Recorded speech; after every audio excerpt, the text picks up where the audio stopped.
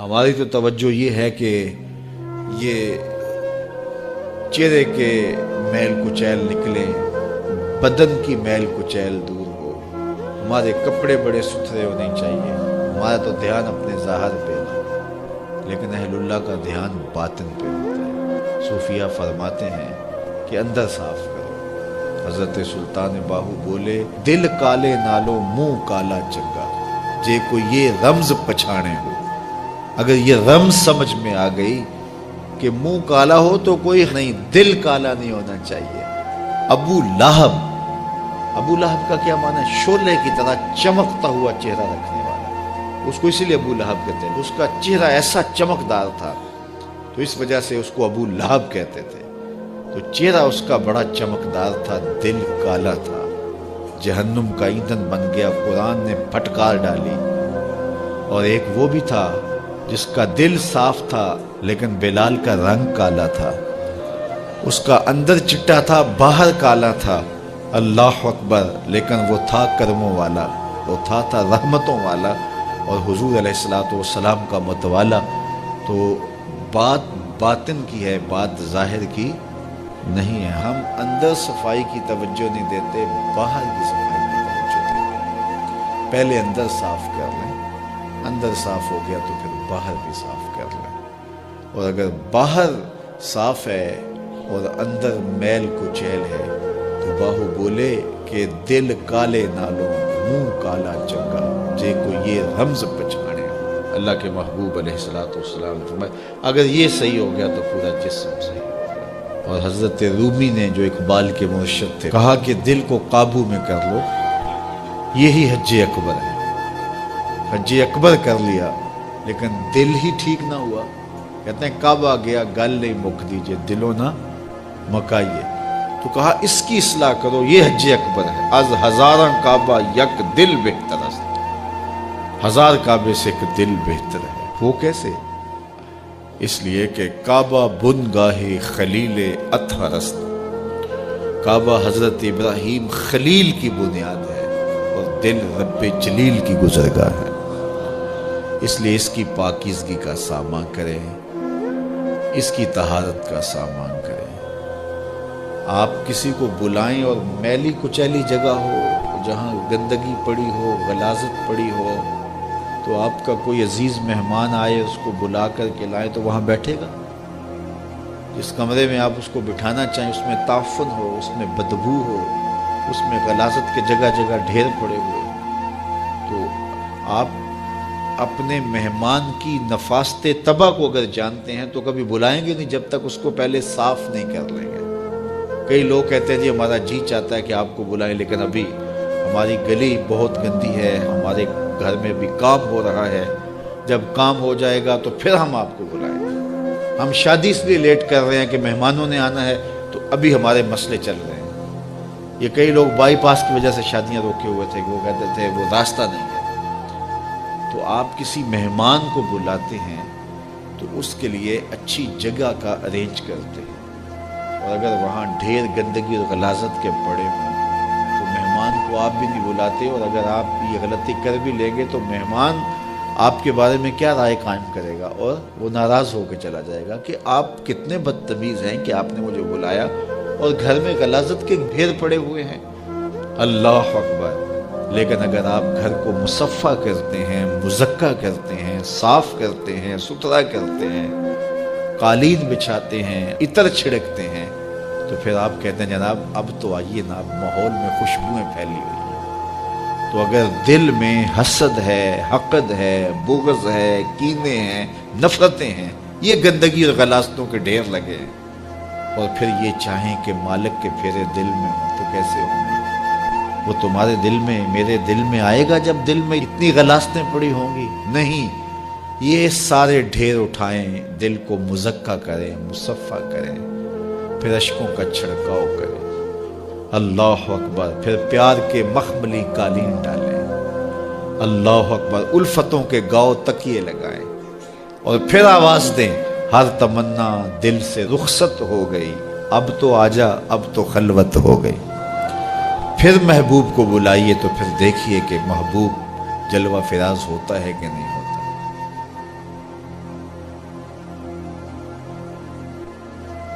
مصر کے اندر حضرت موسیٰ علیہ السلام نے ایک کبتی کو تھپڑ مار دیا تھا. قرآن مجید کے دامن میں یہ واقعہ موجود ہے.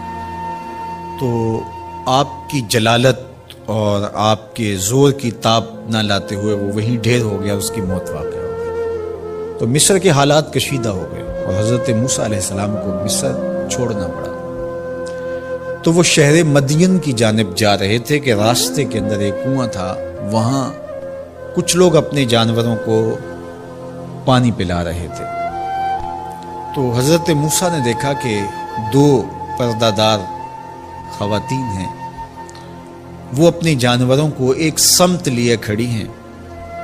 سمجھ گئے کہ مردوں کے ہجوم میں آنا نہیں چاہ رہی، ان کا حیا مانے ہے. تو آگے بڑھے اور ان کے جانور ہانکے اور ان کو سیراب کیا اور پھر ان کی جانب ہانک دیے. وہ واپس گئیں اور اپنے والد بزرگوار سے کہا کہ 1 سال نوجوان جس کی آنکھوں میں شرم و حیا تھا، اس نے ہمارے ساتھ یہ مہربانی کی. تو ان کے والد گرامی نے کہا کہ جاؤ اس کو بلا کے لاؤ. قرآن مجید میں اس کا ذکر کیا گیا.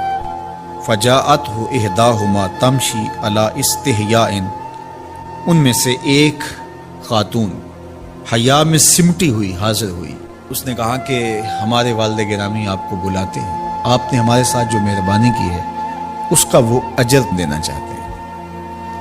تو حضرت موسیٰ علیہ السلام ان کے ساتھ چلے گئے اور جب گئے تو یہ گھر تھا حضرت شعیب علیہ السلام کا، اور یہ صاحبزادیاں حضرت شعیب علیہ السلام کی تھیں. تو اس خاتون کا شرم و حیا کے ماحول میں حضرت موسیٰ علیہ السلام کو یہ کہنا اور چل کے اس انداز سے آنا، قرآن نے اس کی حکایت بیان کی ہے. تو خدا کو پسند ہے کوئی خاتون حیا کے ماحول میں آئے تو اللہ اس کی آمد کو اور اس کے آنے کو قرآن کا عنوان بنا دیتا ہے اور قرآن کی حکایت بنا دیتا ہے کہ جو خاتون حیا کے جوہر کی مالکہ ہو وہ اللہ کو کتنی اچھی لگتی ہے.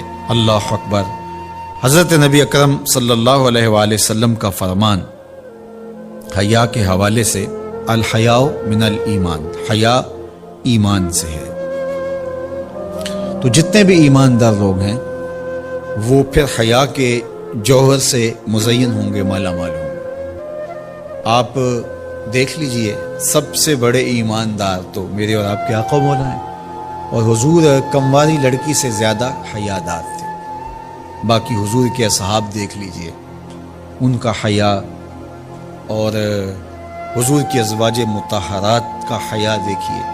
ام المومنین حضرت عائشہ رضی اللہ تعالی عنہا فرماتی ہیں کہ حضور کا جب وصال ہوا اور حضور میرے حجرے میں دفن ہوئے تو میں جب حضور کی قبر انور پہ جاتی تو معمولی چادر اوڑھ کے چلی جاتی، اس خیال سے کہ میرے شوہر ہیں. پھر حضرت ابو بکر صدیق رضی اللہ تعالیٰ عنہ کا وصال ہوا تو وہ بھی ساتھ دفن ہو گئے، تو میں پھر بھی اسی حالت میں جاتی اور میں سوچتی کہ ایک میرا شوہر ہے اور دوسرا میرا والد ہے. کہا پھر حضرت عمر رضی اللہ تعالیٰ عنہ کا انتقال ہوا اور وہ بھی ساتھ مدفون ہوئے. تو حضرت ام المومنین فرماتی ہیں کہ اب جب میں جاتی تو میرا جانے کا انداز مختلف تھا. فواللہ ما دخلت الا وانا مشدودۃ علی ثیابی حیاء من عمر. کہا اب جب بھی میں جاتی تو خوب اوڑھنی اوڑھ کے اور چادر لے کے جاتی، مجھے عمر سے حیا آتی. یہ ام المومنین کا انداز زندگی ہے. مخدرات اسلام کو اس سے سیکھنا چاہیے. جو قبر میں دفن ہیں ان سے بھی یہ حیا کریں، جو مومنوں کی ماں بھی لگتی ہیں. اور آج یہ دلائل دیے جائیں کہ پردہ تو جناب دل کا ہوتا ہے، چہرے کا پردہ تو نہیں ہے.